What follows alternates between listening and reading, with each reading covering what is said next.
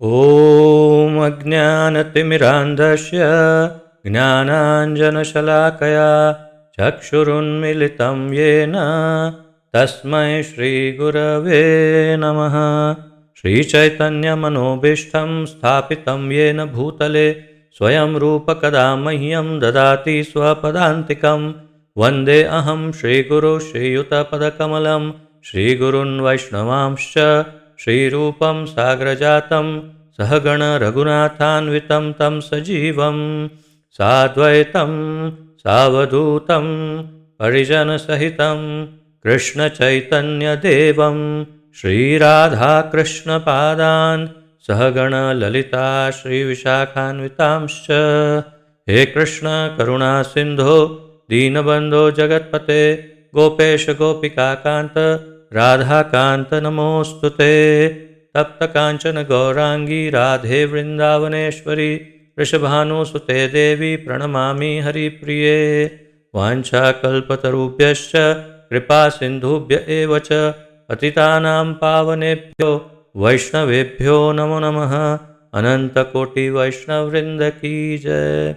नमः ओं विष्णुपादाय कृष्णप्रेष्ठाय भूतले श्रीमते जयपताका स्वामिन् इति नामिने।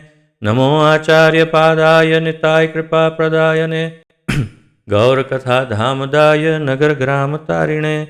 नमः ओं विष्णुपादाय कृष्णप्रेष्ठाय भूतले श्रीमते भक्तिवेदान्त स्वामिन् इति नामिने। नमस्ते सारस्वते देवे गौरवाणी प्रचारिणे निर्विशेषशून्यवादी पाश्चात्यदेशतारिणे।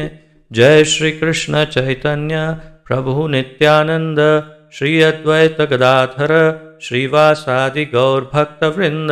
हरे कृष्ण कृष्ण कृष्ण हरे हरे हरे राम राम राम हरे हरे। हरे कृष्ण कृष्ण कृष्ण हरे हरे हरे राम राम राम हरे हरे। हरे कृष्ण कृष्ण कृष्ण हरे हरे हरे राम राम राम हरे हरे।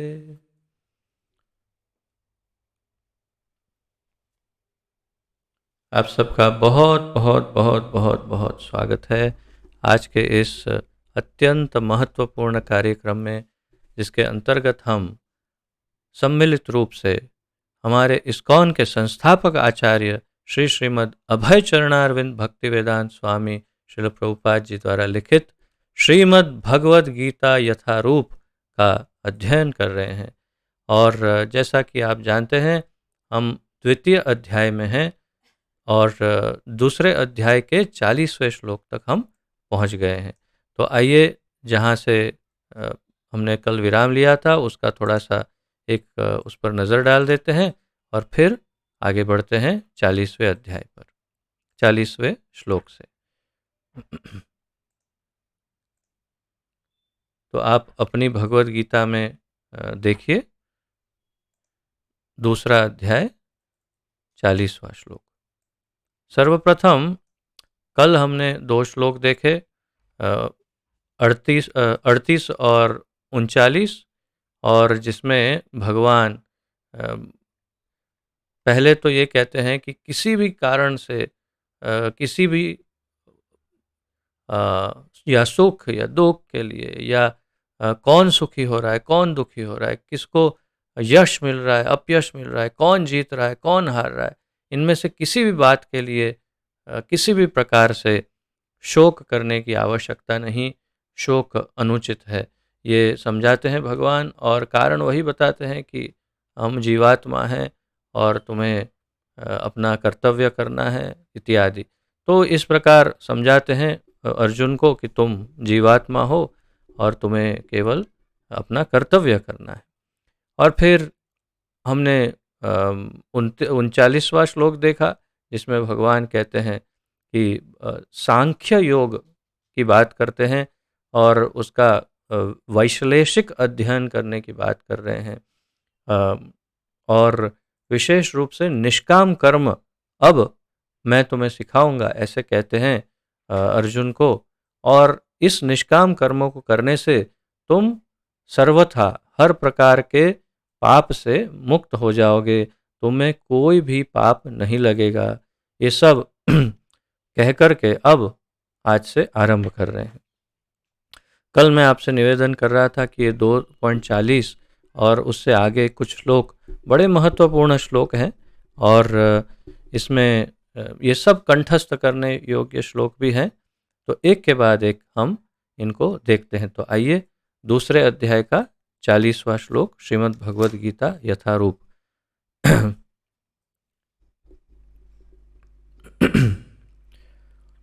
नेहाभिक्रमनाशोऽस्ति प्रत्यवायो न विद्यते स्वल्पमप्यस्य धर्मस्य त्रायते महतो भयात्।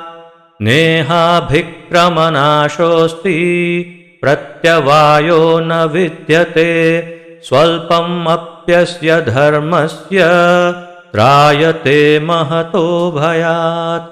नेहाभिक्रमनाशोऽस्ति प्रत्यवायो न विद्यते स्वल्पमप्यस्य धर्मस्य त्रायते महतो भयात्। शब्दार्थ, अनुवाद तथा तात्पर्य श्री श्रीमद् अभय चरणारविंद भक्तिवेदांत स्वामी श्रील प्रभुपाद जी के द्वारा। श्रील प्रभुपाद की जय। न नहीं इह इस योग में अभिक्रम प्रयत्न करने में नाशः हानि अस्ति है प्रत्यवायः ह्रास यानी नुकसान या जिसे कहते हैं टूट जाना या खराब हो जाना। न कभी नहीं विद्यते है सुअल्पम थोड़ा। अल्प अल्प शब्द आप सब परिचित है। अल्प अर्थात थोड़ा, सुअल्प अर्थात अत्यंत थोड़ा सा, बहुत कम। अपि यदि अपि अस्य इस धर्मस्य धर्म का त्रायते, कल हमने देखा था पुत्र त्रायते त्राण का जो करता है, मुक्त करता है। महतः महान, भयात भय से।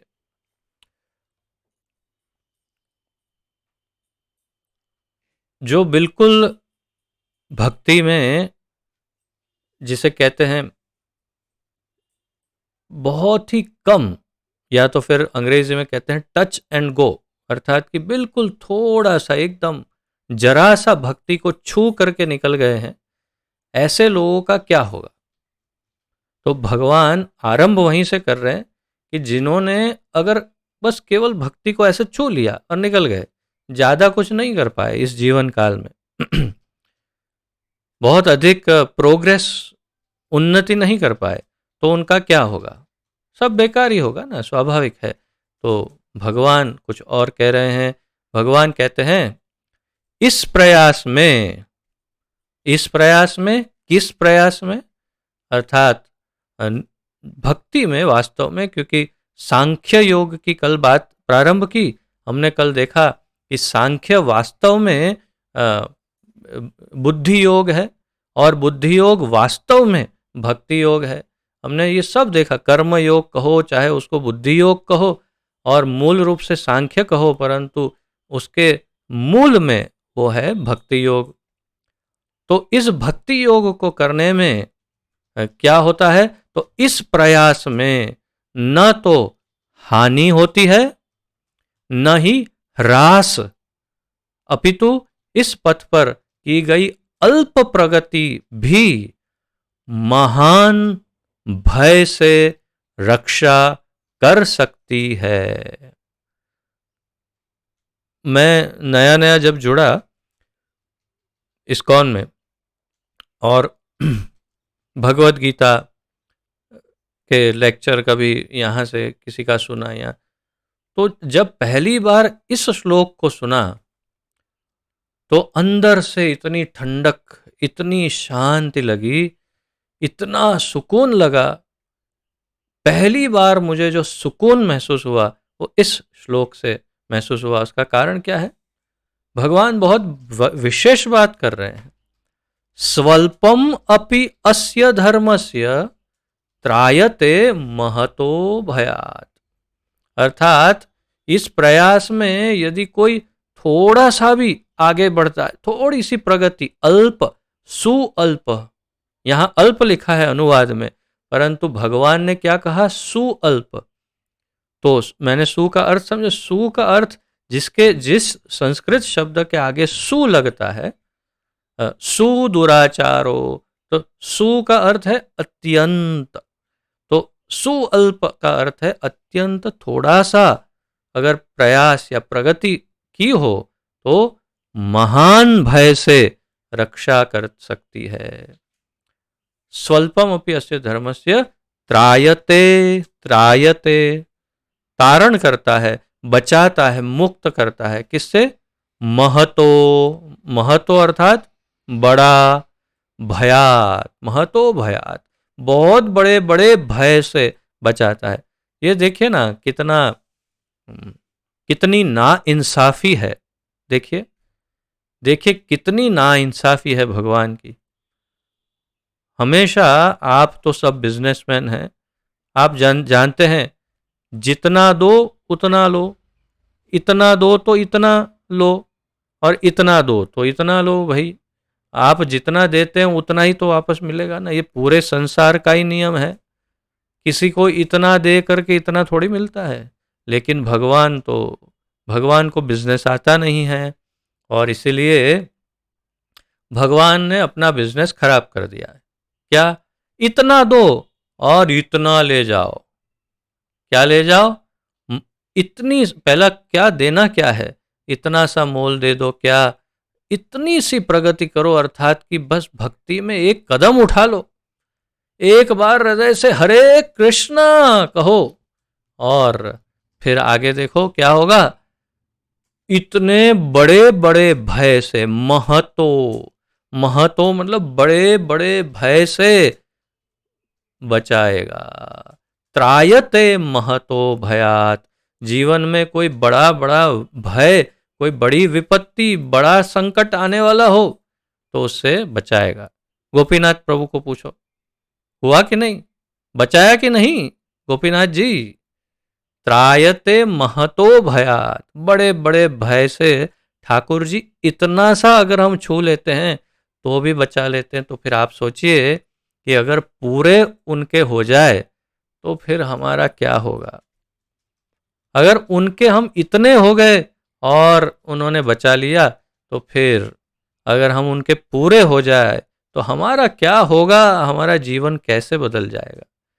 जरा सोचो, उनका यही इक्वेशन, समीकरण, यही उनका फॉर्मूला है, इतना दो और इतना ले जाओ। महाप्रभु भी वही कर, इतना कुछ नहीं दो, एक बार हरे कृष्णा बोलो और कृष्ण प्रेम ले जाओ। बस उसी फॉर्मूला से चलते हैं ठाकुर जी। और यहाँ पर भी यही बहुत बड़ा भय, उससे चिंता करने की आवश्यकता नहीं। अर्जुन को समझा रहे हैं, अर्जुन के माध्यम से वास्तव में हमें समझा रहे हैं कि अरे भाई थोड़ा तो चलो, आगे तो बढ़ो, और फिर तुम्हारे जीवन में कोई बड़े भय नहीं आएंगे, संकट नहीं आएंगे। इस प्रयास में न तो हानि होती है, अरे चलो भाई हम थोड़ा भी चले लेकिन कुछ इधर उधर हो गया, कुछ नुकसान हो गया हमारा, इतना इतना चलने पर भी हमारे कुछ पैसे खर्च हो गए, नुकसान क्या। अरे भगवान ये भी कह रहे हैं, अरे तुम इतना चलो लेकिन तुम्हारा कोई नुकसान नहीं होगा। इस प्रयास में न तो हानि होती है न ही ह्रास, अर्थात कोई नुकसान, कोई कुछ टूट फूट गया, कुछ खत्म हो गया, अपितु इस पथ पर की गई अल्प प्रगति भी महान भय से रक्षा करती है। ये इतना मेरे हृदय को इतना छू गया था, अभी भी उसकी असर आप देख सकते हैं कि मैं इससे आगे ही नहीं बढ़ पा रहा हूं, क्योंकि ठाकुर जी की करुणा का परिचय इसी श्लोक से आरंभ हो रहा है। देखो तो सही जरा, कितने करुणामय हैं ठाकुर जी कि आप इतना दो और आपके जीवन के बड़े बड़े भय को वो हर लेंगे। तो ये उनका परिचय और उनकी विनम्रता है। अभी ये नहीं कह रहे हैं कि मैं रक्षा करूंगा, वो अभी तो धर्म की दुहाई देकर कह रहे हैं कि भाई धर्म के पथ पर आगे चलो और कोई भय नहीं होगा। कौन बचाएगा? धर्मो रक्षति रक्षितः। जो धर्म की रक्षा करता है उसका स्वयं रक्षण होता है। कि कौन करता है? करने वाला कोई तो चाहिए ना व्यक्ति। जो धर्म की रक्षा करता है या धर्म के पथ पर चलता है, उसका रक्षण करने वाला कोई व्यक्ति तो हो। कौन है? कृष्ण। तो वो अभी बता नहीं रहे, आगे क्लियर करेंगे। तो तात्पर्य में देखते हैं प्रभुपाद जी किस प्रकार इसका वर्णन करते हैं। कर्म का सर्वोच्च दिव्य गुण है कर्म का सर्वोच्च दिव्य गुण है कृष्ण भावनामृत में कर्म या इंद्रिय तृप्ति की आशा न करके कृष्ण के हित में कर्म करना। कर्म का सर्वोच्च दिव्य गुण क्या है? कर्म का सर्वोच्च दिव्य गुण कृष्ण भावनामृत में। कृष्ण भावनामृत क्या है? कल हम लोगों ने अच्छी तरह से समझ लिया कि भगवान की भक्ति या भक्तिमय सेवा करना, उसे कृष्ण भावनामृत कहते हैं। अर्थात भगवान के भक्त बन करके उनकी सेवा, उनके भक्तों की सेवा करना। और कृष्ण भावनामृत में कर्म या इंद्रिय तृप्ति की आशा न करके, तो कृष्ण भावनामृत में कर्म अर्थात भगवान की सेवा या भगवान के भक्तों की सेवा, और इंद्रिय तृप्ति की आशा नहीं करना, अपनी इंद्रियों की तृप्ति की चिंता नहीं करना। मुझे क्या मिला, मुझे क्या मिलेगा। जितनी सरलता से मैं कह रहा हूं मेरे प्यारे भक्तों, इतने उससे एक पहाड़ गुना ज्यादा ये कठिन है। जितनी सरलता से मैं कह रहा हूं, अपनी इंद्रियों का मत सोचो, अपनी इंद्रियों को क्या मिलता है। जितनी आसानी से कह रहा हूं उससे एक पहाड़ गुना ज्यादा बड़ा ये कठिन कार्य है कि हम अपने बारे में ना सोचें। क्यों जानते हो? पिछले जन्मों की तो छोड़ दो, पिछले हजारों लाखों जन्मों में हमने यही किया है, अपने ही बारे में सोचा। लेकिन इस जन्म में भी मैं जैसे पिछले 50 वर्ष से तो यही सोच रहा हूं कि मुझे क्या मिला, मेरा क्या हुआ, मेरी इंद्रिय का क्या हुआ, मेरी इंद्रिय को ये, मेरी इस इंद्रिय को ये मिला, उस इंद्रिय को ये मिला, यही तो मेरा जीवन है। तो हमने जब इतने वर्षों तक अपने ब्रेन को इस प्रकार ट्रेन किया है, तो अब उसको कैसे उल्टा ट्रेन किया जाए, यही सबसे बड़ा कठिन कार्य है। और इसीलिए तो कृष्ण भावनामृत आंदोलन प्रभुपाद जी ने आरंभ किया कि किस प्रकार अपनी इंद्रियों को हम ट्रेन कर सकते हैं कि जिसके द्वारा वो भगवान की सेवा करे, अपनी सेवा ना करे। तो कृष्ण भावना में कर्म करना और इंद्रिय तृप्ति की आशा न करके कृष्ण के हित में कर्म करना। कृष्ण के हित में कर्म करना क्या अर्थ है? भगवान का हित क्या होता है? अरे ये क्या शब्द है, भगवान का हित? भगवान का भी कोई हित और अहित होता है क्या? वो तो भगवान है। अर्थात कि भगवान की इच्छा के अनुसार, उनके बताए हुए मार्ग के अनुसार कर्म करना, उसे भगवान के हित में कर्म करना कहते हैं। नो ऐसे कर्म का लघु आरंभ होने पर भी कोई बाधा नहीं आती। ऐसे कर्म का लघु आरंभ, स्वल्पम अपि अस्य धर्मस्य स्वल्पम अपि अस्य धर्मस्य, लघु आरंभ, छोटा सा आरंभ करके। अगर छोटा आरंभ किया, मिलेगा क्या? प्रभुपाद जी समझाएंगे। छोटा सा आरंभ, लघु आरंभ होने पर भी कोई बाधा नहीं आती, न कभी इस आरंभ का विनाश होता है। अब ये नया सुनिए, न कभी इस आरंभ का विनाश होता है। इसका क्या अर्थ है? बहुत गहरा अर्थ है। अगर आपने भक्ति का प्रारंभ कर दिया और अगर ठाकुर जी की कुछ अलग योजना है, किसी प्रकार बस आरंभ करके ही हमारा शरीर छूट गया, तो फिर अगला जन्म लेकर के अगर मौका मिला तो फिर से आरंभ करना पड़ेगा ना? नहीं, फिर आरंभ नहीं करना पड़ेगा। इसी बात को प्रभुपाद जी समझाते हैं और वे ये आगे विस्तार से समझाएंगे। भौतिक स्तर पर प्रारंभ किए जाने वाले किसी भी कार्य को पूरा करना होता है, अन्यथा सारा प्रयास निष्फल हो जाता है। आप भौतिक स्तर पर कोई भी कार्य प्रारंभ कीजिए। मान लीजिए कि आपने परीक्षा देना आरंभ किया। परीक्षा में मान लीजिए कि 6 पेपर हैं परीक्षा के। आपने 4 पेपर दिए और चारों में शतक, 100 में से 100 मार्क्स आ गए। 2 पेपर नहीं दिए, आपने सोचा ये 2 अभी नहीं देना, तो अगले साल दे देंगे, क्या प्रॉब्लम है?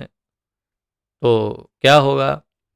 आप कहेंगे नहीं, फिर भी मुझे ये जो 4 मैंने लिए हैं, उस 4 परीक्षा का तो मुझे परिणाम चाहिए ही। स्कूल वाले कहेंगे क्षमा करिए, हमारे वहाँ ऐसा कोई नियम नहीं।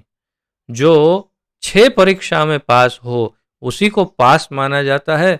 जो 4 परीक्षा में सबसे अव्वल क्यों ना हो, 2 नहीं पास किया तो फेल है, आपको इसी साल फिर से रिपीट करना पड़ेगा। आप कोई भी कार्य, जो इंटरनेट में देखो, आप कोई ये सबसे सामान्य उदाहरण, कुछ अपलोड कर रहे हैं या कुछ डाउनलोड कर रहे हैं, 99% पर डाउनलोड हो गया है, 99%, और अचानक इंटरनेट बंद हो गया। आपने कहा चलो 99% तो आ गया, अरे नहीं, आप देखो अपने कंप्यूटर में कुछ नहीं आया होगा। क्यों?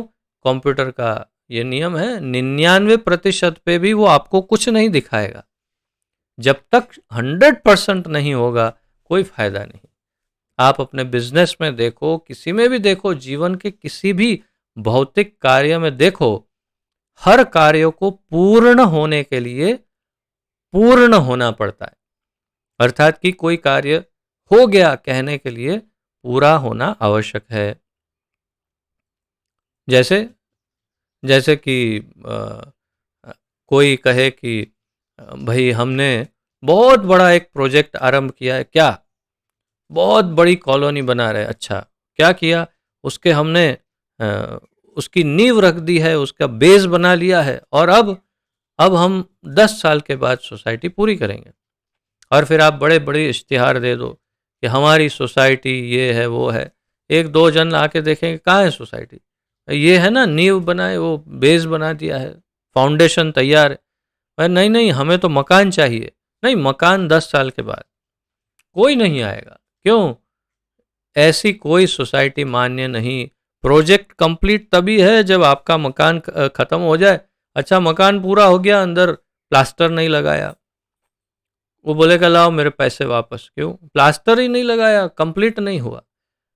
भौतिक आप जितने देने हैं, मैं घंटों तक आपको ये उदाहरण देता ही रह सकता हूं कि यदि कोई भी वस्तु भौतिक संसार में 100% ना हो तो वो कोई काम की नहीं, बिल्कुल बेकार है, व्यर्थ है। कोई रनिंग रेस में दौड़ रहा है, दौड़वीर, और बिल्कुल जो फिनिश लाइन होती है ना, जैसे ये फिनिश लाइन है, तो यहाँ पहुँच गया, यहाँ पहुँच करके अब देख रहे हैं थोड़ा सा गैप है, यहाँ पहुँच के फिर एकदम लौट गया। कहाँ? नहीं, जाता हूँ वापस, मैं तो जीत गया ना।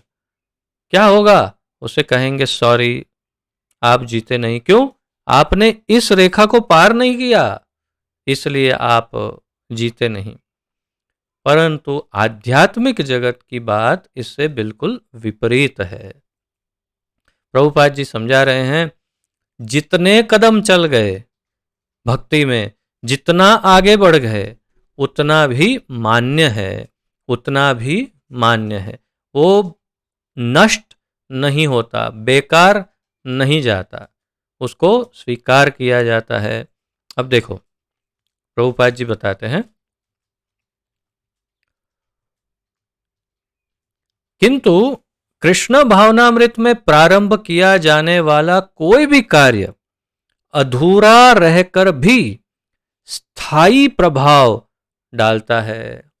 कृष्ण भावनामृत में प्रारंभ किया जाने वाला कोई भी कार्य अधूरा रहकर भी, अधूरा रह गया, पूरा नहीं कर पाए, अधूरा रहकर भी स्थायी प्रभाव डालता है। उसका अपना प्रभाव होता है। जिसने एक बार कदम रख दिया भक्ति में, भगवान की डायरी में नोट हो गया और उसका प्रभाव होता है। अतः ऐसे कर्म करने वाले को कोई हानि नहीं होती। तो जिसने एक बार भगवान नाम को स्वीकार कर लिया, एक बार प्रेम से जिसने हरे कृष्णा कह दिया, जिसने एक बार भगवान के सामने बड़े प्रेम से मस्तक झुका दिया, दो आंसू बहा दिए भगवान के सामने, एक बार जिसने भगवान की और प्रेम से देख लिया और उनकी कथा सुन ली, उनके गुणगान सुन लिए, उनके लिए कुछ तारीफ कर दी भगवान के लिए, तो ये सब कुछ में से कुछ भी वेस्ट नहीं जाता, कुछ भी व्यर्थ नहीं जाता, बल्कि ये अल्प प्रारंभ स्वल्पम अपि अस्य, ये अल्प प्रारंभ भी बड़े बड़े भय से बचा लेता है। बहुत बड़ी बात है ये बहुत बड़ी लॉटरी है। वो भक्त अभी नहीं बना पूरी तरह, अभी तो अपरिपक्व अवस्था में है। दीक्षा की तो बात ही मत करो, 2-4 माला जप रहा है, अरे 2-4 भी नहीं जप रहा, एक माला भी नहीं जप रहा, परंतु प्रेम से भगवान का एक बार उसने जो भी थोड़ा बहुत भी जो कुछ किया है, उसके लिए भगवान उसे याद रखते हैं और बड़े बड़े भय से बचाते हैं। तो यहाँ पर मूल रूप से मैंने जैसे आरंभ में बताया, ये धर्म के अनुसंधान में ये श्लोक है, परंतु प्रभुपाद जी उस अनुसंधान में से उसके मूल तत्व को निकाल करके हमें प्रदान कर रहे हैं कि मूल बात यह है कि जो भक्त है उसको बड़े बड़े भय से भगवान बचाते हैं, और कुछ बात नहीं है। और कहते हैं,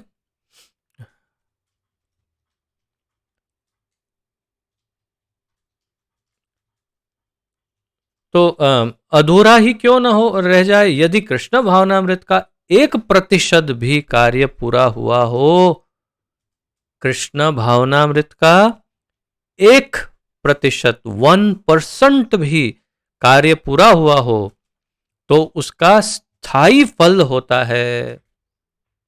अतः अगली बार 2% से शुभ आरंभ होगा। अगली बार जब प्रारंभ होगा तो 2 से प्रारंभ होगा, 1 तो खाते में आ गया।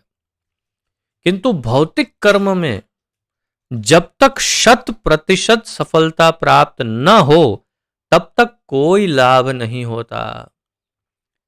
जैसे कोई आप बैंक की स्कीम में पैसे डाल रहे हो, उन्होंने कहा आप 50,000 डालिए, आपको ये बेनिफिट मिलेगा, इतना ये है वो है। आपने 49,999 रुपये डाल दिया और कहा ठीक है लाइए बेनिफिट दीजिए। वो कहेंगे लाइए सर 1 रुपया दीजिए, उसके बाद ही ये स्टार्ट होगी स्कीम। ये स्कीम का रूल है 50,000, आपने दिए हैं 49,999, 1 रुपया दीजिए, फिर आगे बात करते हैं। 1 रुपया नहीं देंगे तो आपकी स्कीम कैंसल। ये है भौतिक संसार। और भगवान का कैसा है, 50,000 वाली स्कीम है, लाओ 1 रुपया दे दो, लाओ 1 रुपया, लाओ 1 रुपया दिया, हाँ तुम्हारी स्कीम चालू हो गई, फायदा मिलना आरंभ हो गया। ये है भगवान की स्कीम, बस ये अंतर है। तो अगली बार 2% से शुभारंभ होगा, किंतु भौतिक कर्म में जब तक 100% सफलता प्राप्त न हो तब तक कोई लाभ नहीं होता। अजामिल ने कृष्ण भावनामृत में अपने कर्तव्य का कुछ ही प्रतिशत पूरा किया था, किंतु भगवान की कृपा से उसे 100% लाभ मिला। तो जो अजामिल की कथा है शायद आप लोगों को स्मरण ही होगी। पूरी कथा नहीं कहूँगा, बहुत ही संक्षेप में अगर हम उसका स्मरण करें कथा का, भागवत में जो है, अजामिल ब्राह्मण था, भक्त था।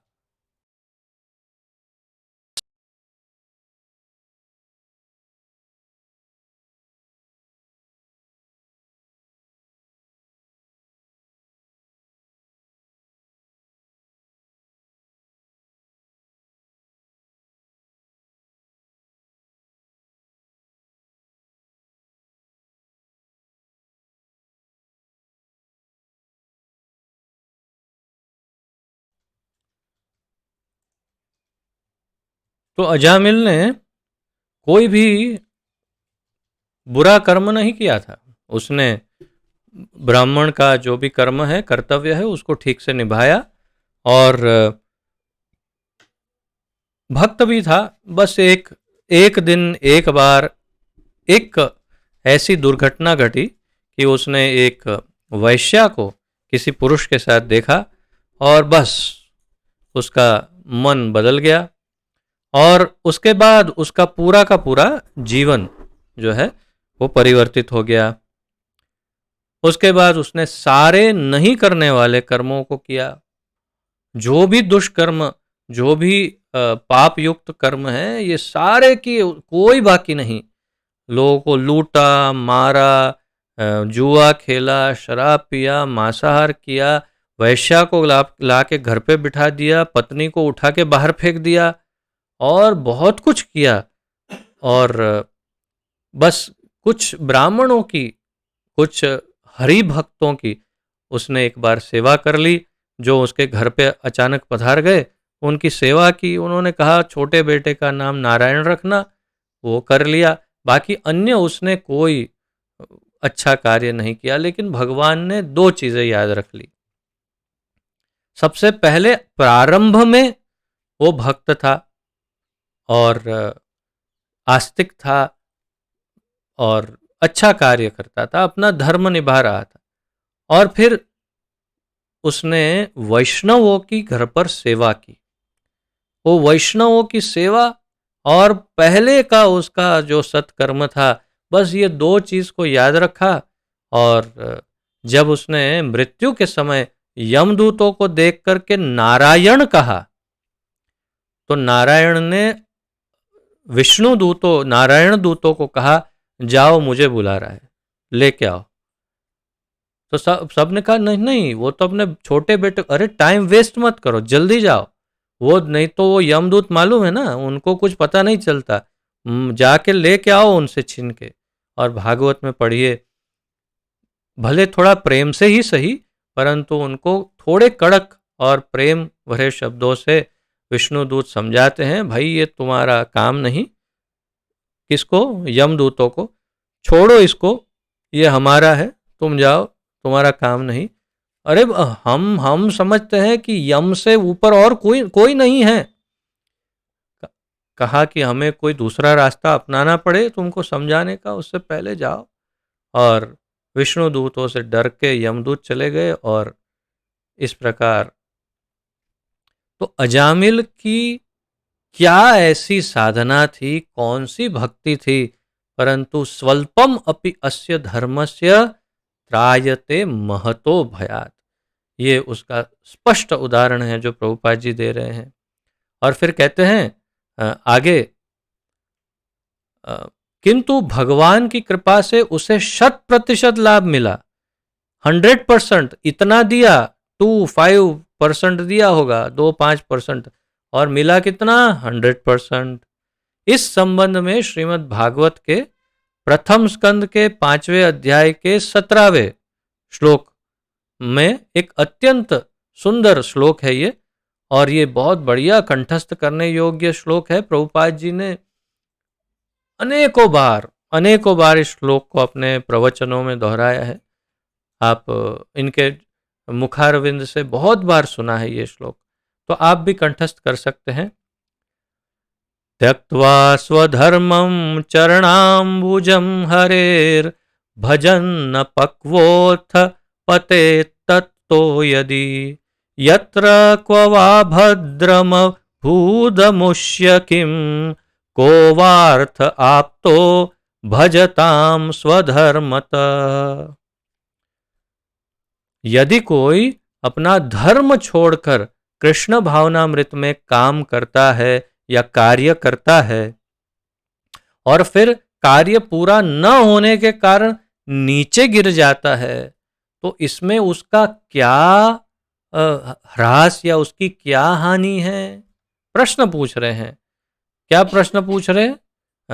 त्यक्त्वा स्वधर्मम चरणाम्बुजम हरेर, अगर अपना धर्म छोड़ दिया, स्वधर्म छोड़ दिया, त्यक्त्वा स्वधर्म, अपना धर्म छोड़ करके चरणाम्बुजम हरेर, भगवान के चरण अंबुज जो है, चरण कमल है, उनको उसने पकड़ लिया, तो क्या होगा?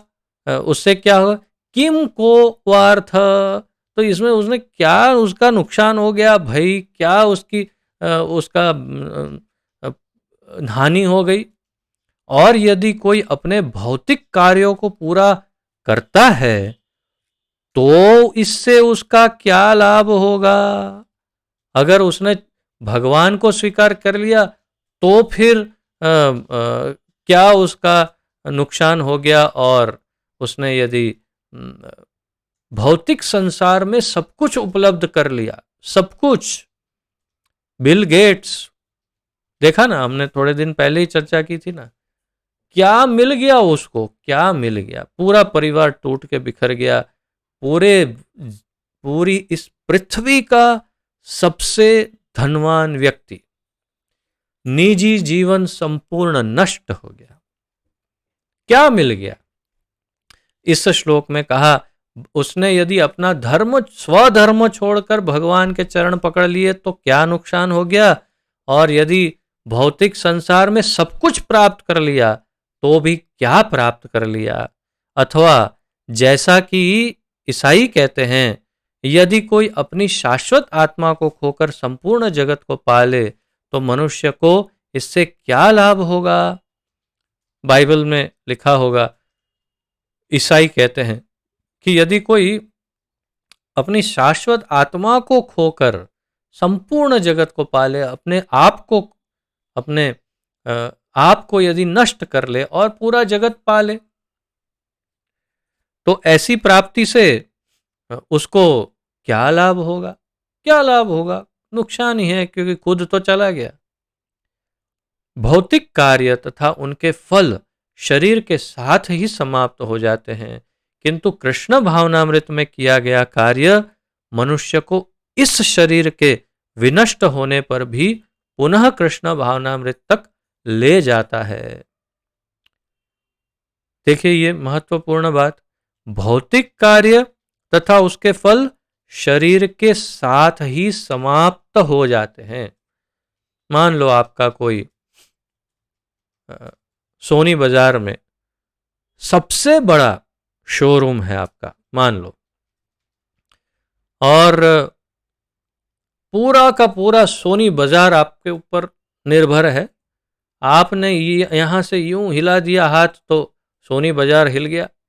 ऐसा आपका प्रभाव है, वर्चस्व है आपका, ऐसी आपकी ठाठ बाट है, तो और आपने शरीर छोड़ दिया तो क्या होगा? तो क्या होगा? तो क्या मिलेगा भाई? यहाँ कह रहे हैं भौतिक कार्य तथा उनके फल शरीर के साथ समाप्त हो जाते हैं। शरीर समाप्त, वो आपका सोनी बाजार का शोरूम समाप्त, मार्केट समाप्त, आपका रुआब समाप्त, सब कुछ खत्म। किंतु कृष्ण भावनामृत में किया गया कार्य मनुष्य को इस शरीर के विनष्ट होने पर भी पुनः पुनः फिर से रिपीट कृष्ण भावनामृत तक ले जाता है। अर्थात कि इस शरीर में जो कुछ भी भक्तिमय किया वो अगले शरीर में आगे कैरी फॉरवर्ड होगा। मैं हमेशा आप लोगों को उदाहरण देता हूं, अपने बच्चों के सामने देखिए, हम तो बूढ़े बूढ़े ज्वाइन हुए समझ लो, लेकिन हमारे जो बच्चे हैं वो इतनी छोटी उम्र में कैसे भक्त बन रहे हैं, कैसे इतने भक्ति में आगे बढ़ रहे हैं, क्यों इतने उन्नत है भक्ति में, क्या कारण है?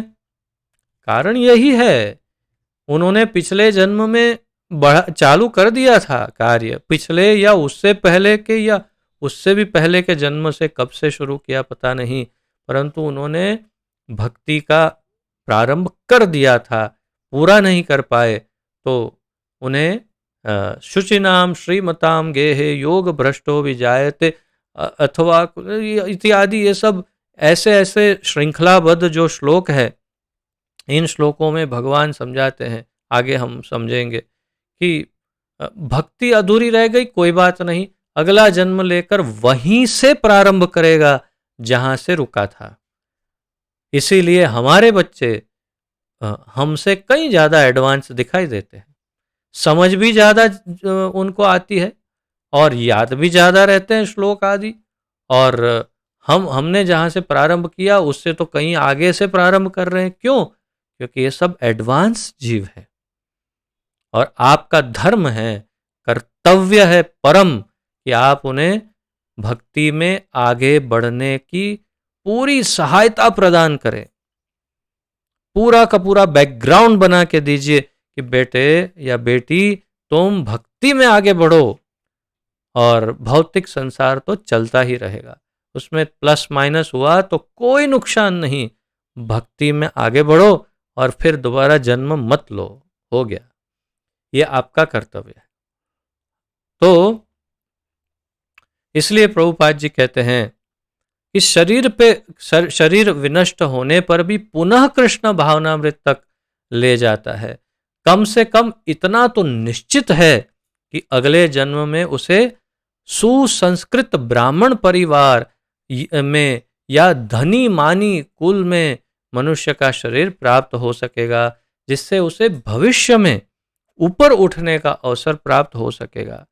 कृष्ण भावनामृत में संपन्न कार्य का यही अनुपम गुण है, अनुपम गुण अर्थात जिसकी उपमा नहीं दी जा सकती, जिसको तुलना नहीं की जा सकती, ऐसा गुण है कृष्ण भावना में। कहीं से भी रोको, कहीं से भी अगले जन्म में वहीं से आगे बढ़ो, पीछे का जो हो गया वो हो गया, उतना आपके खाता में। तो ये श्लोक आप कंठस्थ करिएगा। स्वल्पमपि अस्य धर्मस्य त्रायते महतो भयात्, थोड़ा सा भक्ति में बड़े बड़े बड़े भय से बच गए। अगला श्लोक 41वां, वो भी बड़ा महत्वपूर्ण है, इसे भी कंठस्थ कर सकते हैं।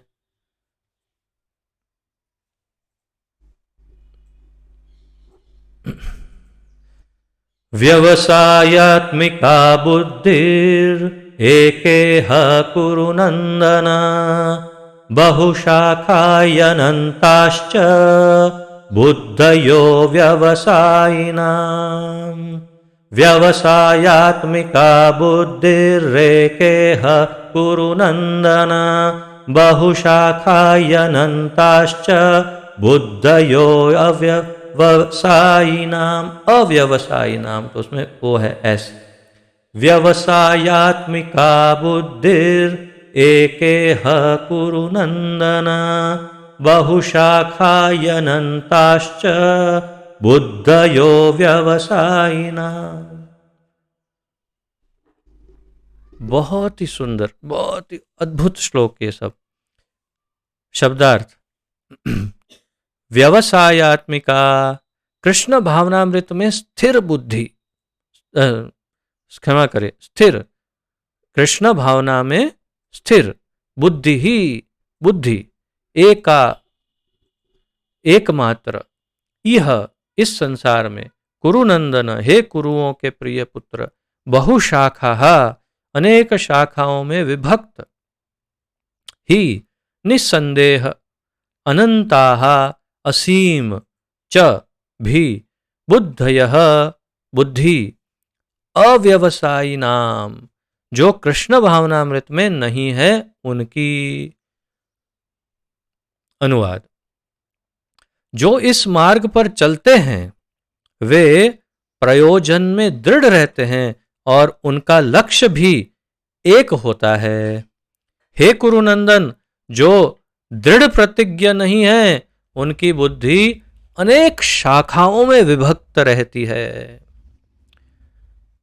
बहुत अच्छी तरह से प्रभुपाद जी समझाएंगे, परंतु थोड़ा सा प्रयास करते हैं इसे समझने का। जो इस मार्ग पर चलते हैं, किस मार्ग पर? अगर सामान्य व्यक्ति भगवत गीता पढ़ेगा ना, तो वो भक्ति का तो भ का नाम भी भ भी नहीं बोलेगा यहां। वो तो धर्म की ही बात करेगा, क्योंकि उसे ज्ञान कौन देगा कि ये भक्ति की चर्चा है। वास्तव में धर्म के नाम पर वास्तव में चर्चा भक्ति की ही है। पूरी भगवत गीता भक्ति योग ही है, इसमें और कोई योग नहीं है। ये बुद्धि वाले ही समझ सकते हैं, अपर्याप्त बुद्धि वाले नहीं समझ सकते। तो इस मार्ग पर चलने, किस मार्ग? भक्ति योग में जो भक्ति में आगे बढ़ते हैं वे प्रयोजन में दृढ़ रहते हैं, प्रयोजन में दृढ़ रहते हैं। सततम कीर्तयन्तो माम, क्या है, भजन्ते, व्हाट इज इट, दृढ़व्रताः। एनीवे, तो दृढ़व्रता, दृढ़व्रता शब्द, दृढ़व्रता वही बात है यहां पर कि इस मार्ग पर चलते हैं वे प्रयोजन में दृढ़ रहते हैं, दृढ़ व्रत रहते हैं। अगर दृढ़ व्रत नहीं रहेंगे तो मिलेगा कैसे? तो प्रयोजन में दृढ़ व्रत रहते हैं और उनका लक्ष्य भी एक होता है। एक लक्ष्य, एक मार्ग, दृढ़ व्रत और प्राप्ति।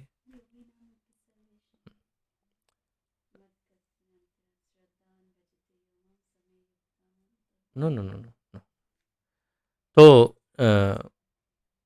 जो भक्ति योग के मार्ग पर चलता है वे प्रयोजन में दृढ़ रहते हैं और इनका लक्ष्य भी एक होता है। तो आपके नोट्स के लिए, जो इस मार्ग पर भक्ति में चलता है उसके प्रयोजन में वो दृढ़ रहता है, दृढ़ व्रता, और उनका लक्ष्य एक ही रहता है। अब इससे बिल्कुल विपरीत बात दूसरे वाक्य में, हे कुरुनंदन, जो दृढ़ प्रतिज्ञ नहीं है, जो भक्ति योग में नहीं है, दृढ़ प्रतिज्ञा नहीं है, जिन्होंने प्रतिज्ञा नहीं की है, उनकी बुद्धि अनेक शाखाओं में विभक्त रहती है। इसका क्या तात्पर्य है कि उनके ध्येय भी अनेक हैं। वो भी करना है, वो भी करना है, वो भी करना है, ये भी करना है।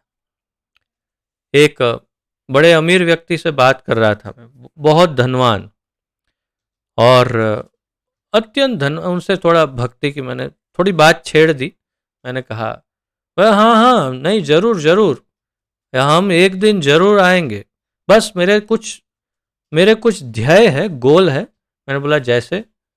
बोले एक तो परिवार को लेकर दुबई जाना है, एक बड़ा वाला बंगलो लेना है और जो 7-8 कमरे हो, अच्छा ऐसा एक बंगलो लेना है, और एक ऐसे तो 3-4 हो लेकिन एक बढ़िया वाली जो वो 50 लाख वाली जैसी गाड़ी, एक आधी गाड़ी लेना है। ये मेरे कुछ ध्येय है, बस इतना हो जाए, और बच्चों की शादी तो बस इतना ध्येय हो जाए ना, फिर आप देखो। मैंने बोला मैं देखूंगा अगले जन्म में, अभी छोड़ दे, तेरे से नहीं होगा। और मैं आपको बता तो नहीं सकता कौन है वो, लेकिन उन्होंने कहा था मैं मेरे 50वें वर्ष तक मैं ये सब कर लूंगा और फिर आपके साथ चला आऊंगा। उस बात को और मतलब 50 वर्ष होकर उनको और 5-7 साल और हो गए, अर्थात 57 वर्ष के हो गए होंगे वो, लेकिन अभी तक भक्ति का भ भी प्रारंभ नहीं किया। अब आगे क्या चर्चा करें? तो ये इनकी जो बुद्धि है वो बहुशाखा अनंताश्च, बहुशाखा, बहुत सारी शाखाओं में, बहुत सारी लाइन, बहुत सारे ध्याय में बटी हुई है उनकी बुद्धि, विभक्त हुई है उनकी बुद्धि, विभक्त हो गई। बहुशाखा अनंताश्च बुद्धयो अव्यवसायी नाम। बुद्धयो अव्यवसायी नाम का अर्थ है जो व्यवसायी आत्मिका बुद्धि, अर्थात कि जो दृढ़ निश्चय से भक्ति में नहीं है, ऐसे लोगों की बुद्धि बहुत सारी शाखाओं में बटी हुई है। तात्पर्य, यह दृढ़ श्रद्धा की कृष्ण भावनामृत द्वारा मनुष्य जीवन की सर्वोच्च सिद्धि प्राप्त कर सकेगा, व्यवसायित्मिका बुद्धि कहलाती है। प्रभुपाद जी पहली लाइन में इस बात को स्पष्ट कर रहे हैं कि ये भक्ति योग की बात है भाई। तुम्हें चाहे हमारे ये अनुवाद पसंद आए कि नहीं, परंतु सत्य यही है कि ये भक्ति योग की ही बात है। यह दृढ़ श्रद्धा कि कृष्ण भावनामृत द्वारा, अर्थात कृष्ण भक्ति या कृष्ण सेवा, कृष्ण भक्तों की सेवा द्वारा मनुष्य जीवन की सर्वोच्च सिद्धि प्राप्त कर सकेगा, व्यवसायित्मिका बुद्धि कहलाती है। अब प्रश्न और उत्तर, ये आपकी क्विज टेस्ट ये सब में काम लगेगा। व्यवसायित्मिका बुद्धि क्या, कौन सी, किसे कहते हैं? तो कृष्ण भावनामृत में जो दृढ़ व्रत हो, उसे दृढ़ श्रद्धा हो कि कृष्ण भावनामृत से सर्वोच्च सिद्धि प्राप्त होगी, ये श्रद्धा जिसको हो उसे कहते हैं व्यवसायित्मिका बुद्धि। व्यवसाय आत्मिका बुद्धि, व्यवसाय बिजनेस, आपका व्यवसाय क्या है? आत्मिका बुद्धि, व्यवसाय आत्मिका बुद्धि, अर्थात बुद्धि में एक ही व्यवसाय है, एक ही काम है, एक ही काज है और कुछ नहीं है। क्या? भगवान, और कुछ नहीं। चैतन्य चरितामृत में मध्य लीला 22.62 22.62 मध्य लीला में कहा गया है, श्रद्धा शब्दे विश्वास कहे सुदृढ़ निश्चय, कृष्णे भक्ति कैले सर्व कर्म कृत हय। श्रद्धा शब्दे विश्वास कहे सुदृढ़ निश्चय। श्रद्धा शब्दे विश्वास कहे, श्रद्धा का अर्थ क्या है? विश्वास, अर्थात सुदृढ़ निश्चय। कृष्ण भक्ति कैले सर्व कर्म कृत हय। तो ये आप मुझसे तो आज अच्छा आप समझेंगे, सब बंगाली हैं। श्रद्धा का अर्थ है, प्रभुपाद जी समझाते हैं, किसी अलौकिक वस्तु में अटूट विश्वास। जब कोई कृष्ण भावनामृत के कार्यों में लगा होता है तो उसे परिवार, मानवता या राष्ट्रता से बंध कर कार्य करने की आवश्यकता नहीं होती। बड़ी बड़ी बातें हैं भाई, जो नए नए लोग हैं उनकी समझ में शायद कम ही आए,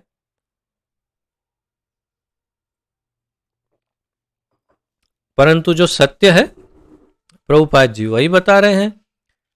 जब कोई कृष्ण भावनामृत के कार्य में लगा हो, जब कोई कृष्ण भक्त बन गया हो, जब कोई कृष्ण की सेवा कर रहा हो, भक्तों की सेवा कर रहा हो, तो उसे परिवार, मानवता या राष्ट्रीयता से बंधकर कार्य करने की आवश्यकता नहीं होती। देवर्षि भूताप्त नृणाम पितृणाम न किंकरो नायम ऋणिम च राजन, सर्वात्मना यः शरणं शरण्यं गतो मुकुंदम परिहर्त्य कृतम। कल ही देखा था ना ये श्लोक। किसी का भी ऋण नहीं लगता, किसी का भी ऋण नहीं लगता। किसको? परिवार, मानवता, राष्ट्रीयता, ये वो कुछ सोचने की जरूरत नहीं है। जो भगवान का भक्त है उसे एक ही कर्म करना है, कर्माप्येकम तस्य सेवा। किसकी? देवकी पुत्र। तो देवकी पुत्र की सेवा, एक ही कर्म करना है और कुछ नहीं करना है। तस्य देवस्य सेवा। पूर्व में किए गए शुभ अशुभ कर्मों के फल ही उसे सकाम कर्मों में लगाते हैं। पूर्व में जो कोई भी अच्छे बुरे कर्म किए हैं उसके जो फल हैं वो उसे सकाम कर्म में लगाते हैं, अर्थात कोई अच्छा कार्य कराते हैं उस व्यक्ति से। जब कोई कृष्ण भावनामृत में संलग्न होता हो तो उसे अपने कार्यों के शुभ फल के लिए प्रयत्नशील नहीं रहना चाहिए। ये एक और बड़ी बात और स्पष्ट बात, जब कोई कृष्ण भावनामृत में संलग्न हो तो उसे अपने कार्यों के शुभ फल के लिए प्रयत्नशील नहीं रहना चाहिए। जब कोई कृष्ण भावनामृत में लीन होता है तो उसके सारे कार्य आध्यात्मिक धरातल पर होते हैं, क्योंकि उनमें अच्छे तथा बुरे का द्वैत नहीं रह जाता। एक एक पावरफुल वाक्य है, पावरफुल सेंटेंसेस, एक एक अत्यंत शक्तिशाली वाक्य हैं। इस एक एक वाक्य पर बैठ करके आप 10-10 मिनट चिंतन करिए तो बहुत अच्छा होगा। प्रभुपाद जी कहते हैं जब कोई कृष्ण भावनामृत में लीन होता है, लीन, डूब गया कृष्ण भावना में, तो उसके सारे कार्य आध्यात्मिक धरातल पर होते हैं। वो जो कुछ कर रहा है बाहर से लगता है अरे ये भी खाता है, ये भी खाता है, ये सोता है, ये भी सोता है, अरे ये कपड़े पहनता है, ये भी कपड़े पहनता है, ये नहाता धोता है, ये भी नहाता, अरे दोनों तो सेम है क्या, ये भी एक ही तो है? नहीं है। ये जो कुछ ये भौतिक संसार वाला कर रहा है वो सबका कर्मफल भोगेगा, और जो कुछ भक्त कर रहा है सेम, उसको किसी भी कार्य का कर्म फल नहीं लगेगा। उससे अच्छे तथा बुरे का द्वैत उसमें नहीं रहता। कृष्ण भावनामृत की सर्वोच्च सिद्धि देह आत्म बुद्धि का त्याग है। प्रभुपाद जी कहते हैं यदि कृष्ण भावना में कोई सर्वोच्च सिद्धि की अवस्था प्राप्त करता है तो अर्थात वो देह आत्म बुद्धि, अर्थात मैं ये शरीर हूं, इस बुद्धि से मुक्त हो जाता है। अगर वो इस बुद्धि से मुक्त हो गया कि मैं ये शरीर हूं, नहीं, मैं ये शरीर नहीं हूं, अच्छी तरह से जानता हूं, समझता हूं और महसूस भी कर रहा हूं, एहसास भी करता हूं कि मैं शरीर नहीं हूं, शरीर का अपना कष्ट है, शरीर का अपना कार्य है, मैं केवल इसमें जीवात्मा हूं और ठाकुर जी का दास हूं, बस इस शरीर का उपयोग करके भगवान की सेवा कर रहा हूं। जो इस बुद्धि को प्राप्त करता है या देह आत्मबुद्धि का त्याग करता है वही सर्वोच्च सिद्धि है, ऐसा प्रभुपाद जी कहते हैं। कृष्ण भावनामृत की प्रगति के साथ क्रमशः यह अवस्था स्वतः प्राप्त हो जाती है। ये अवस्था कृष्ण भावनामृत में प्रगति करने पर, प्रगति ऊपर चढ़ने पर, क्रम अनुसार धीरे धीरे आगे बढ़ने पर धीरे धीरे धीरे ये अवस्था प्राप्त हो जाएगी, परंतु आगे बढ़ना पड़ेगा।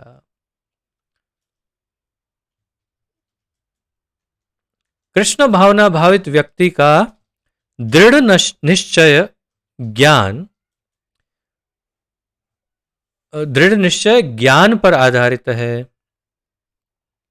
तो जो कृष्ण भावना भावित व्यक्ति है उसने दृढ़ संकल्प किया है, दृढ़ व्रता भजन्ते माम दृढ़ व्रता। तो दृढ़ व्रत क्या है? दृढ़ व्रत का अर्थ है कि उसने दृढ़ संकल्प लिया है कि बस केवल कृष्ण।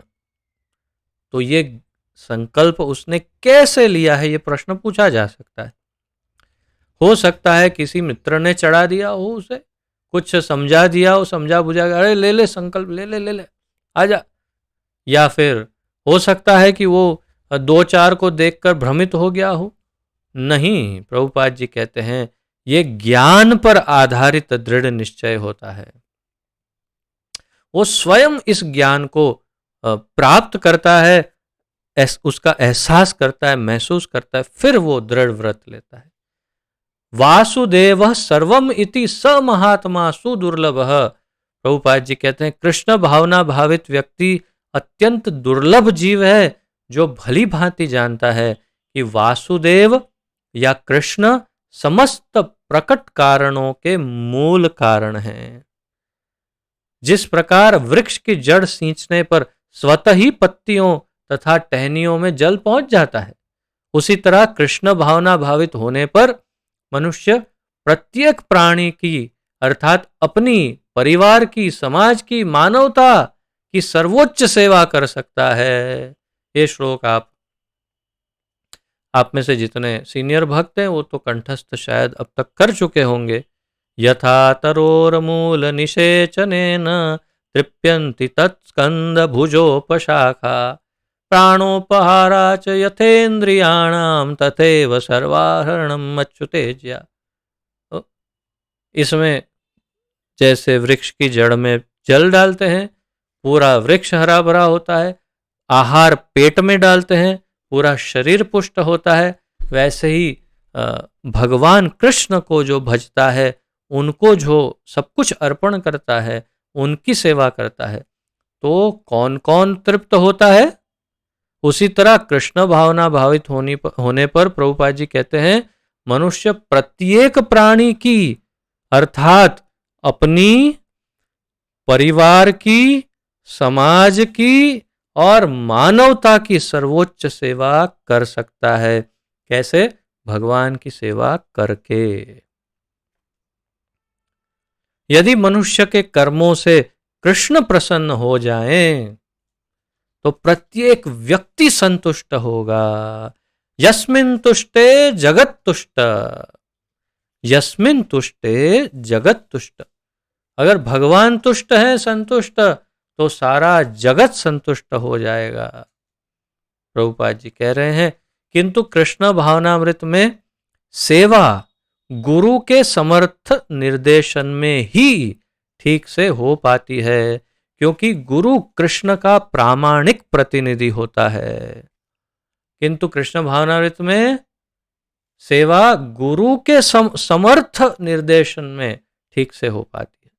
कोई कहे मैं कृष्ण भक्त हूं, आप पूछिए लोगों को, हम भक्त हैं, अरे हम भी भक्त हैं, अच्छा हाँ हम भी बहुत अच्छे भक्त हैं, आपको ऐसे ही कहेंगे। आप सुनो, किसी को भी बार बार हम भक्ति करना, हम भी भक्त ही हैं, अच्छा देखो हम भी भक्त हैं, कितना अच्छा हुआ, देखा भक्त मिल गए, देखो हम भी भक्त हैं, अपने आप को ऐसा परिचय देते, और हम भी बहुत अच्छी भक्ति करते हैं। अच्छा, मतलब आप उसी क्षण समझ जाएंगे कि ये अगरबत्ती को हाथ तक नहीं लगाता होगा, घर में अगरबत्ती है भी कि नहीं वो भी पूछना पड़ेगा।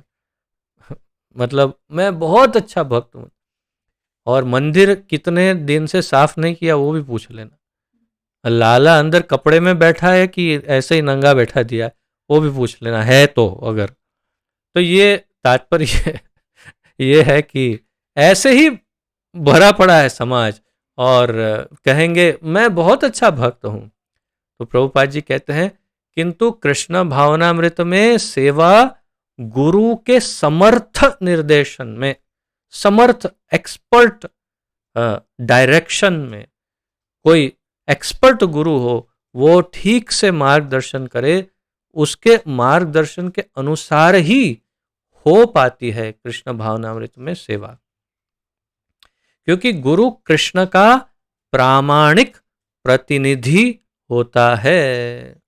गुरु कृष्ण का प्रामाणिक प्रतिनिधि होता है। आचार्य माम विजानियान, भगवान कहते हैं आचार्य माम विजानियान, मुझे तुम आचार्य जानो, अव मन्ये तु कर ही चित, मेरा उसका आचार्य का कभी भी अपमान मत करो। और आगे क्या है, बहुत सुंदर श्लोक है ये,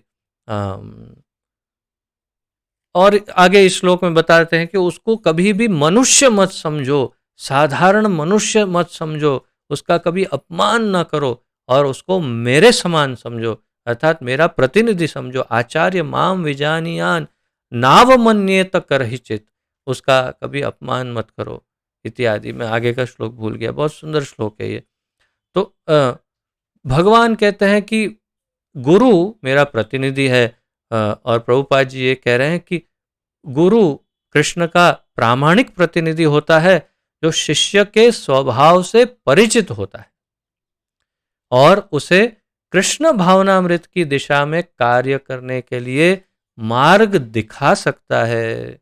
वो इतना दक्ष होता है, एक्सपर्ट होता है, कृष्ण के रास्ते से परिचित है, कृष्ण भावना से, कि अपने शिष्य को सही और सीधा रास्ता दिखा सकता है गुरु, कि यहाँ चल, सीधा कृष्ण के चरण में जाएगा। अतः कृष्ण भावनामृत में दक्ष होने के लिए मनुष्य को दृढ़ता से कर्म करना होगा। तो दृढ़ व्रत भजन्ते माम दृढ़ व्रता, दृढ़ व्रत से भजन करना पड़ेगा। दृढ़ व्रत, दृढ़ व्रती होना पड़ेगा, दृढ़ व्रती होना पड़ेगा। अगर दृढ़ संकल्प नहीं तो भक्ति नहीं। और कभी न कभी अपने अनुभव से बता रहा हूं कि परीक्षा भी आ जाएगी कि इसका संकल्प दृढ़ है या इसकी बातें ही बड़ी बड़ी दृढ़ है। संकल्प तो इतना ही है। तो ऐसी एक छोटी छोटी बड़ी बड़ी परीक्षा भी आ जाएगी बीच बीच में कि संकल्प कितना स्ट्रांग है, देख लेते हैं। अतः कृष्ण भावनामृत में दक्ष एक्सपर्ट होने के लिए मनुष्य को दृढ़ता से कर्म करना होगा और कृष्ण के प्रतिनिधि की आज्ञा का पालन करना होगा।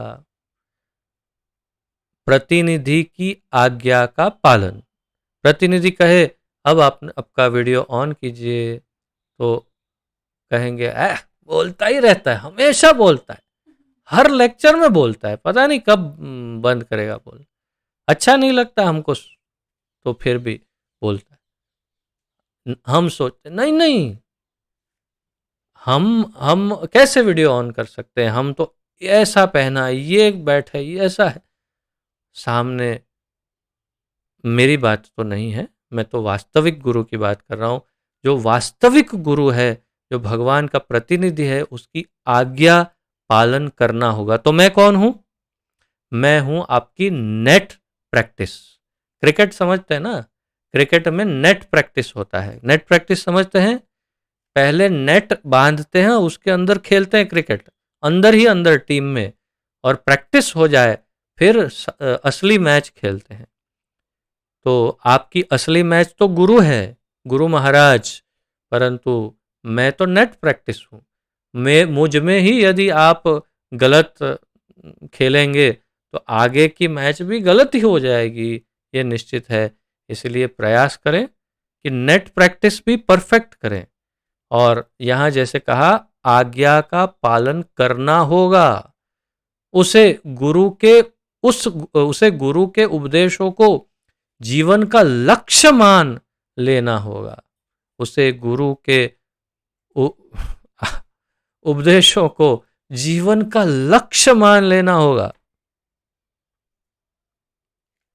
अब ये केवल उदाहरण के द्वारा ये मैं बता सकता हूं।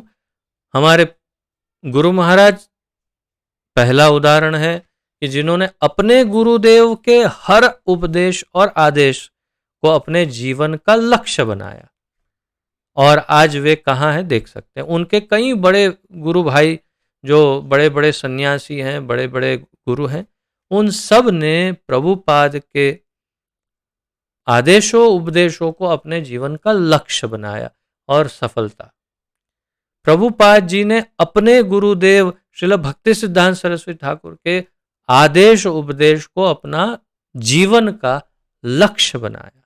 और कहाँ है प्रभुपाद जी? जगत गुरु। श्रील भक्ति सिद्धांत सरस्वती ठाकुर ने अपने गुरु के आदेश उपदेश को अपना लक्ष्य बनाया। कहाँ है?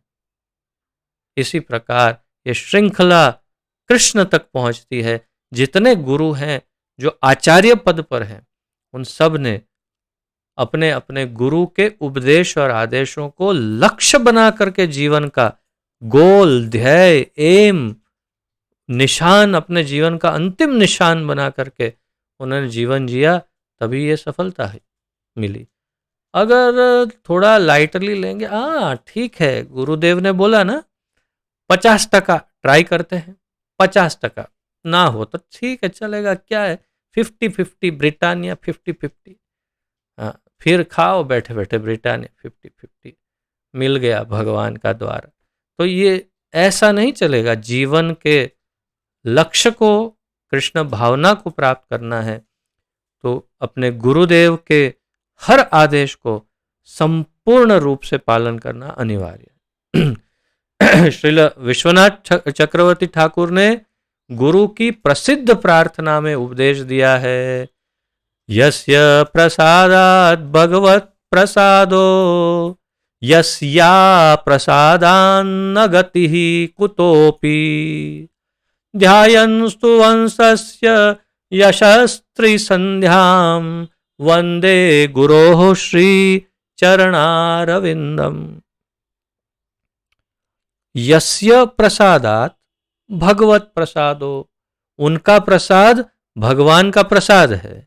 यस्या प्रसादान, यस्य अप्रसादान, यस्या प्रसादान अर्थात यस्य अप्रसादान न गति कुतोपि, न गति ही कुतः अपि, अर्थात कहीं नहीं जाओगे, यहीं के यहीं सड़े सड़े रहोगे। कब? अगर गुरुदेव प्रसन्न नहीं हुए तो। यस्या प्रसादात, अगर गुरुदेव प्रसन्न हो गए तो भगवत प्रसादो, और गुरुदेव का की प्रसन्नता नहीं हुई, उनकी आज्ञा पालन नहीं हुआ, न गति ही कुतो अपि, कहीं नहीं पहुंचोगे भाई। गुरु की तुष्टि से भगवान भी प्रसन्न होते हैं। गुरु को प्रसन्न किए बिना कृष्ण भावनामृत के स्तर तक पहुंच पाने की कोई संभावना नहीं रहती। अतः मुझे उनका चिंतन करना चाहिए और दिन में 3 बार उनकी कृपा की याचना करनी चाहिए और अपने गुरु को सादर नमस्कार करना चाहिए। विश्वनाथ चक्रवर्ती ठाकुर कहते हैं, ध्यायन् स्तुवंस तस्य यशस्त्री संध्याम, 3 बार याद करना गुरुदेव को, 3 बार याचना करनी है उनको, 3 बार गुरु महाराज को प्रार्थना करनी है और याचना करनी है कि आप कृपा कीजिए गुरु महाराज, मेरा कोई नहीं है आपके अलावा, मैं आपके चरणों का दास हूँ, सेवक हूँ, आश्रित हूँ, कृपया मुझ पर कृपा कीजिए।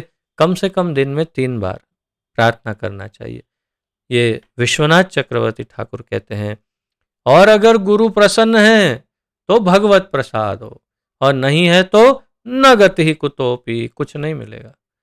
किंतु यह संपूर्ण प्रसिद्ध देहात्म क्षमा करिए, यह संपूर्ण पद्धति देहात्म बुद्धि से परे सैद्धांतिक रूप में नहीं, वरन व्यवहारिक रूप में पूर्ण आत्मज्ञान पर निर्भर करती है। जब सकाम कर्मों से इंद्रिय तृप्ति की कोई संभावना नहीं रहती, जिसका मन दृढ़ नहीं है वही विभिन्न सकाम कर्मों की ओर आकर्षित होता है। जिसका मन दृढ़ नहीं वही विभिन्न सकाम कर्मों की ओर आकर्षित होता है। बहुशाखा अनंताश्च बुद्धयो अव्यवसायी नाम, तो इसकी बुद्धि बहुत सारी शाखाओं में विभक्त है। जिसका मन दृढ़ नहीं वो विभिन्न सकाम कर्मों में आकर्षित होता है। तो ये था 2.40-41 दो ही श्लोक, और टाइम हो गया तो आज यहीं पर विराम लेते हैं। और यदि किसी का कोई प्रश्न आदि हो, उत्कंठा, सुधार, सुझाव आदि, तो प्रस्तुत कर सकते हैं।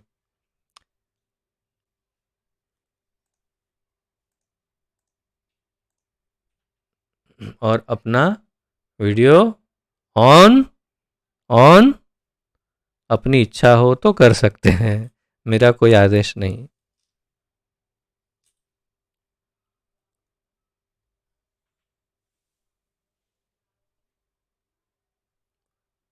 वेलकम आकाश, अच्छा लगा आप आए, वेरी गुड। तो एक नए भक्त हमारे साथ आज जुड़े हैं जो वास्तव में कुछ दिनों से मेरे संपर्क में आए हैं और बहुत ही, जिसे अंग्रेजी में कहते हैं क्यूट स्वीट है, बहुत नवयुवक हैं और बहुत उत्साही है और कृष्ण भावनामृत से जुड़े हैं, मायापुर जाकर आए हैं और रेगुलरली मुझे प्रश्न पूछते रहते हैं व्हाट्सएप पर, और आज स्वयं आए तो मुझे बहुत अच्छा लगा। और आपके कहने के अनुसार भी मैंने ये लिया। अच्छा अच्छा यहाँ भी कोरोनिल, चलो ठीक है। ऐसे ऐसे हम सब स्वस्थ ही हैं, लेकिन आपका जब वीडियो पहली बार देखा तो आपने वही बताया था पहले इसके अच- बारे में ही। अच्छा तो अच्छा वो सुनने के बाद से ज्यादा मुझे अच्छा लगा आपका। तो अच्छा मैंने सोचा अच्छा। कि आप आपसे जुड़ा जा सकता है अच्छे तरीके से। तो वो तो भौतिक दृष्टिकोण था, वास्तव में आपसे मैं यदि इस रहस्य का पर्दाफाश करूं तो ये वीडियो मैंने भौतिक हेतु से कम आध्यात्मिक हेतु से ही बनाया था। मूल हेतु आध्यात्मिक था कि कहीं कोई ये वीडियो देखकर हमारी इस भगवत गीता के अभियान से जुड़ जाए तो बहुत अच्छा होगा, और पूरे विश्व में से आप एक भी जुड़ गए तो भी मैं अपना वो वीडियो और जीवन भी सफल समझता हूँ। तो बहुत ही अच्छी बात है। मेरा मूल हेतु यही था कि उससे आकर्षित करके सबको आध्यात्म की तरफ मोड़ा जाए। भौतिक संसार तो जीवन मरण तो चलता ही रहता है, प्रत्येक जीव का एक जन्म और एक मृत्यु शरीर का है ही, उसमें क्या बड़ी बात है, परंतु मुख्य बात तो यही है, इसी से जोड़ना चाहता था, अब जुड़े, मेरे लिए वही सफलता है। Thank you. प्रभु जी, सेवा का मूल मतलब क्या है? जैसे सेवा तो जैसे हम सब खुद के शरीर इंद्रियों का भी कर सकते हैं, लेकिन सेवा का मूल मंत्र यहाँ भगवान की सेवा से है क्या? सेवा, सेवा जो शब्द है, बहुत अच्छा प्रश्न है आपके। प्रश्न आपके अनुरूप होते हैं हमेशा, तो बहुत गहरे। और सेवा का अर्थ वास्तव में इसमें बहुत सारी धातुएं हैं। सेवक, सेव्य, सेवा, और ये तीन को अगर हम ले ले मुख्य रूप से तो एक है सेव्य, एक है सेवक, और सेवक और सेव्य इन दोनों के मध्य एक क्या कहते हैं, संबंध, संबंध स्थापित करने का माध्यम है, और वो है सेवा। तो जो सेवा, सेवक सेवा प्रदान करता है सेव्य को, और सेव्य कृपा प्रदान करते हैं सेवक को, ये उनका संबंध होता है। तो अर्थात हमेशा सेवक जो है वो निम्न कक्षा पर और सेव्य उत्तम कक्षा पर होता है। सेवक की आवश्यकता होती है कि वो सेवा प्रदान करे जिससे उसका उद्धार हो, और सेव्य की ये करुणा होती है कि वो सेवा ले और सामने वाले पर करुणा करे। तो तात्पर्य यह है कि सेवा, हम क्योंकि जीवात्मा हैं, हम निकृष्ट अवस्था पर हैं, भगवान से, भगवान की तुलना में हम नगण्य हैं, इसलिए हमें भगवान की आवश्यकता है और इसीलिए हमें भगवान की सेवा करनी चाहिए।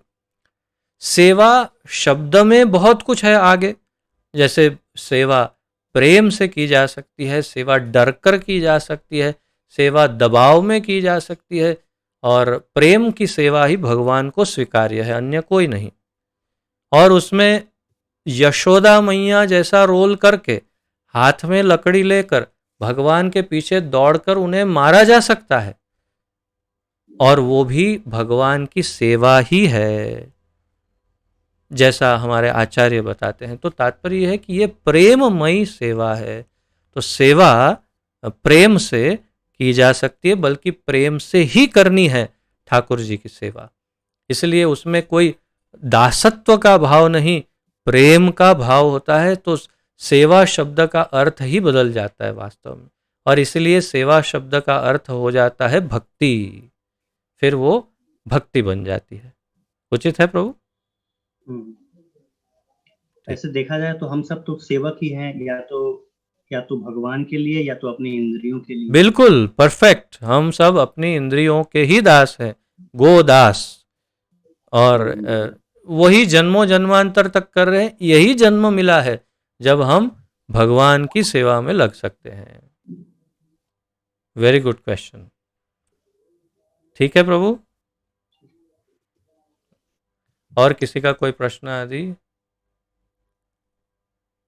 किसी और का प्रश्न आदि? समदर्शी प्रभु, आज चाचा प्रभु को जोड़ा है फोन पर? समदर्शी प्रभु, लगता है उनका वीडियो फ्रीज हो गया।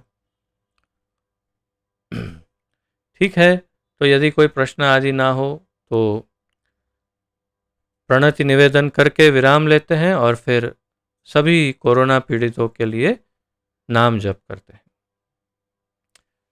You have any question? पतित पावन अभय चरणारविंद भक्ति वेदांत स्वामी श्रील प्रभुपाद की जय।